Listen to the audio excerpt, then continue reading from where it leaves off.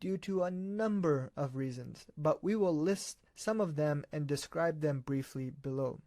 We have to compare it quantitatively and qualitatively, and using per unit systems can come in handy for the voltage side or the high voltage side. After that, we calculate the different impedances. However, when we are using per unit values, we face systems that are commonly connected as either Y or delta. We saw some formulas and derivations in